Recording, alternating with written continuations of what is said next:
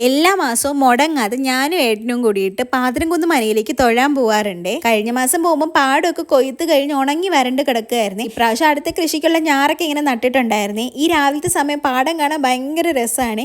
അങ്ങനെ ഞങ്ങളിതാ അമ്പലത്തിലോട്ട് എത്തിയേ. അമ്പലത്തിലാണെങ്കിൽ തകൃതിയിൽ ഓരോ പണികളും നടന്നുകൊണ്ടിരിക്കുന്ന കാരണം വീഡിയോസ് ഒന്നും എടുക്കാൻ പറ്റിയില്ലേ. അങ്ങനെ അമ്പലത്തിൽ നിന്ന് എത്തി ഞാൻ നേരെ ഇതാ കിച്ചണിലോട്ട് കയറി പൂരിയും കിഴങ്ങേറി ഉണ്ടാക്കാൻ വേണ്ടിയിട്ട് എല്ലാം റെഡിയാക്കി വെച്ചിട്ടുണ്ടായിരുന്നു. പൂരിക്കുള്ള മാവും കുഴച്ച് വെച്ചിട്ടുണ്ടായിരുന്നു. ഉരുളൻ കിഴങ്ങ് വേവിച്ച് വെച്ചിട്ടാട്ടോ പോയത്. ഞാൻ പൂരിക്ക് പരത്തുന്ന സമയം കൊണ്ട് ഏട്ടൻ കറിക്കുള്ള ഉള്ളിയൊക്കെ അരിഞ്ഞു തന്നിട്ടുണ്ടായിരുന്നേ. സബോളയിൽ ഇഞ്ചിയും പച്ചമുളകും ഇട്ട് ഒന്ന് വഴറ്റിയതിന് ശേഷം കുറച്ച് മല്ലിപ്പൊടി ഇട്ട് വേവിച്ച് ഉടച്ചു വെച്ചിരിക്കുന്ന ഉരുളൻകിഴങ്ങും ഇട്ട് കുറച്ച് ഗരം മസാലപ്പൊടിയും കുരുമുളക് പൊടിയും കൂടി ഇട്ട് കറി റെഡിയായേ. അങ്ങനെ പിന്നെ പൂരി പരത്താൻ വേണ്ടി ഏട്ടനും വന്ന് എന്നെ ഹെൽപ്പ് ചെയ്യാൻ നിന്ന് കേട്ടോ. അങ്ങനെ പരത്തുന്ന സമയം കൊണ്ട് ഞാൻ പൂരിയൊക്കെ ഉണ്ടാക്കിയെടുത്തേ. ഒത്തുപിടിച്ചാൽ മലയും പോരുമെന്നാണല്ലോ.